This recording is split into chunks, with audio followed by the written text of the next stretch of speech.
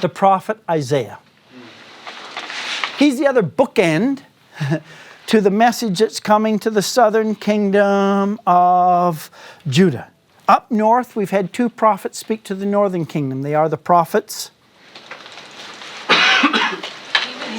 Amos and Hosea. Now to the southern kingdom, we have Micah and Isaiah. Now Isaiah is what we call a major prophet. It refers to the length of the book in the fact that he probably had a scroll just for his own book, whereas the minor prophets, sometimes called the Book of the 12, probably all 12 of them were put onto the same scroll.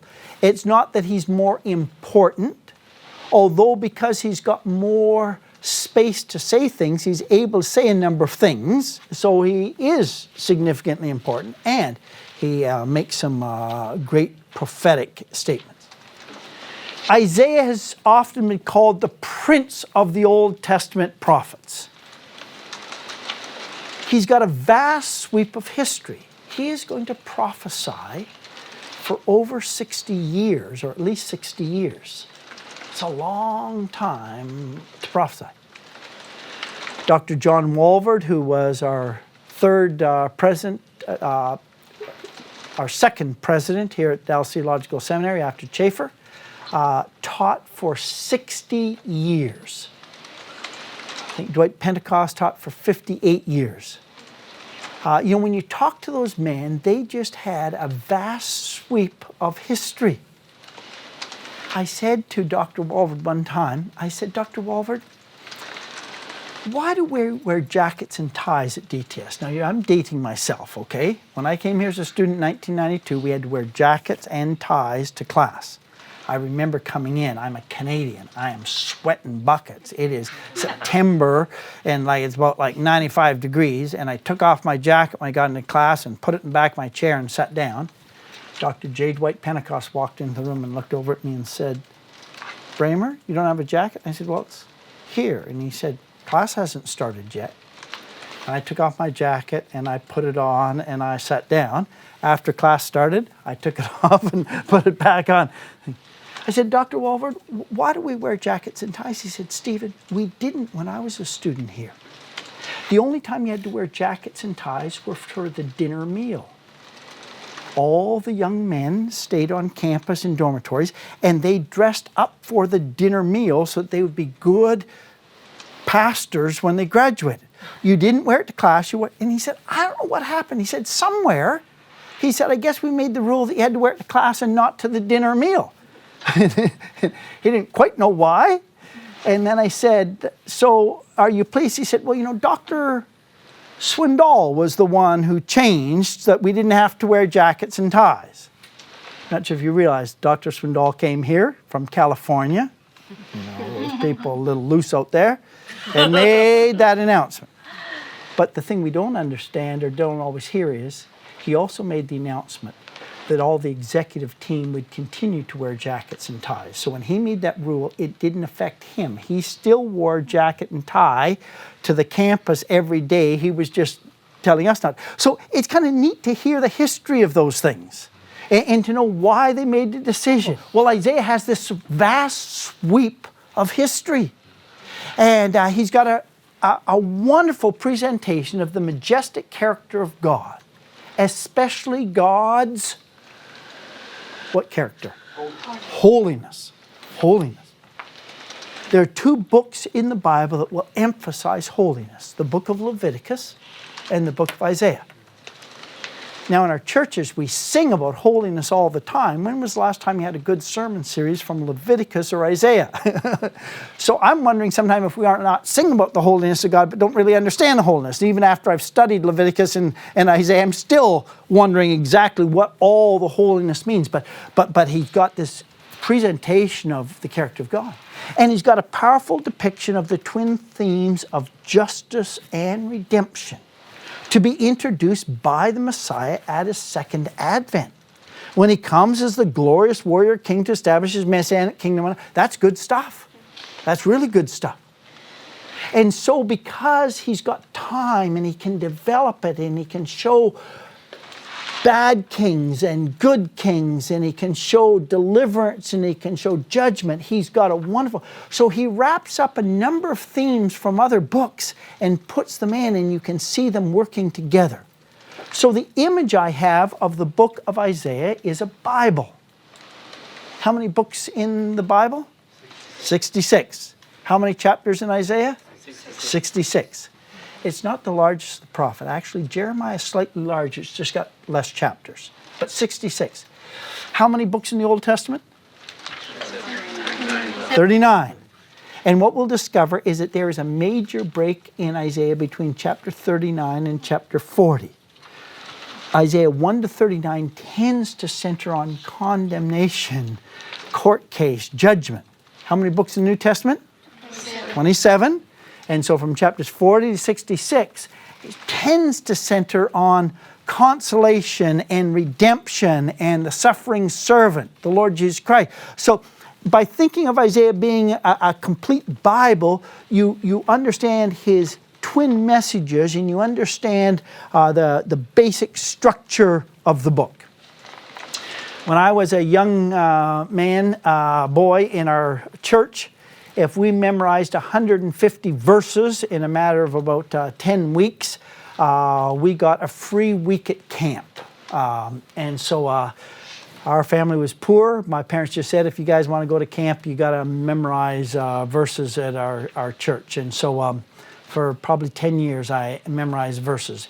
And after a few years, they decided they would make us memorize the books of the Bible, which was kind of neat. It wasn't verses, but we memorized. And then after I had done that for about 5 years, one of the elders said to me, you know the books of the Bible. This isn't really fair. I want you to say them to me backwards from Revelation to Genesis. So I memorized them backwards. The worst thing that an elder has ever done to me, I now start in Genesis and I end up in Genesis. Like I reverse somewhere in the middle. I'm not sure. Somewhere in the Minor Prophets, I start going backwards again. And it was terrible because I could not remember if books were coming before or after other books. So, let them do something else to me, but not that. It is good if you don't know the 66 books of the Bible to memorize them. I think it was in chapel yesterday with Dr. Lawson, who he mentioned the greatest thing when he discovered there was a table of contents to this and you could find things in the Bible and everything. But I have been up front sometimes looking for a book of the Bible. It's around here somewhere, and it's very embarrassing. So just memorize those books of the Bible. Here is the message statement. It's developed actually from one of your textbooks that you might be using the prophet as preachers. Trust the holy God of Israel, who will bring blessing through his servant Messiah. I think all the way through the book, the verb that will come through is trust. Trust. What is expected of God's people? They're expected to trust. Who are they to put their trust in? The Holy One of Israel. We'll discuss the fact that the Holy One, that phrase Holy One of Israel, occurs in Isaiah twice as many times as occurs in the whole rest of the Old Testament. He used the Holy One of Israel. And why are we to be trusting? Not only because he can deliver us here and now, but he is going to bring blessing. I could have put down salvation. I could put down redemption. He's going to bring blessing both now and in the future. Through who? Jesus. But I put servant Messiah because Isaiah will especially present Christ in the second half of his book as the suffering servant. The one who will serve the nation, serve his people by being the atoning sacrifice. In the Bible Knowledge Commentary, forget who wrote the Isaiah Bible Knowledge Commentary, but they list down here at least 22 different messianic prophecies in the book of Isaiah. Now I know the book of Isaiah is a longer book, but up to now we haven't had much in Joel, God coming of the Spirit. We haven't had much in Obadiah except the kingdom will be the Lord. We've not had a lot in Amos except that God's going to raise up David's fallen kingdom. We haven't a lot in Hosea except God is going to restore them and we'll love them again. We've had more in Micah, and now in Isaiah we have all of these. Now you can be aware of these. Each one of these you would want to go through. There might be some that you're not convinced are messianic. There might be others that you are convinced. It's always difficult to be absolute on every messianic prophecy because sometimes the prophecies are about the nation that will be fulfilled in the person of the Messiah. Because for Jewish people, where the nation failed, the Messiah will succeed. And what the nation was supposed to do, the Messiah will do. And he is a righteous man. So you can take, David says, you won't allow your Holy One to undergo decay. And he says that's the resurrection. Well, he was saying people who are holy to God will be resurrected. It certainly applies to the Messiah. It might apply to other people as well. So there are prophecies about the Davidic king, about David, that will come true in the Messiah. So it's always hard. It depends on what criteria you're using. Are you using just that this verse must speak of the person and work of Jesus Christ specifically, or could it speak broadly of the work of the nation that the Messiah will do? So there are some people who say there's 300 messianic prophecies in the Old Testament. Some say 100. Some use different terms. They're using different criteria to do it. So you need to understand what the criteria is. Matthew comes along and seems to use a fairly broad criteria. Out of Egypt have I called my son, from the book of Hosea. And the more I called them, the further they went from me, Hosea goes on to say. Well, that's not true. But where the nation failed, Christ succeeds. The nation complained for 40 years in the wilderness. Christ trusts his Father for 40 days in the wilderness. So there's always a success, a victory there. Isaiah, his proper name, means the Lord saves. It symbolizes his message. Other names like Joshua and Hosea and Jesus all have this idea of salvation in it, the Lord saving. So they're different forms of the same word. If you've been following archaeology and them discovering certain ossuary and there's carvings in it, and then they'll say, but there's only really 12 names, female names. All the other names are kind of derivatives of that. So when you get Mary or Miriam, it's not necessarily the Mary that we know. There's a lot of names that are similar.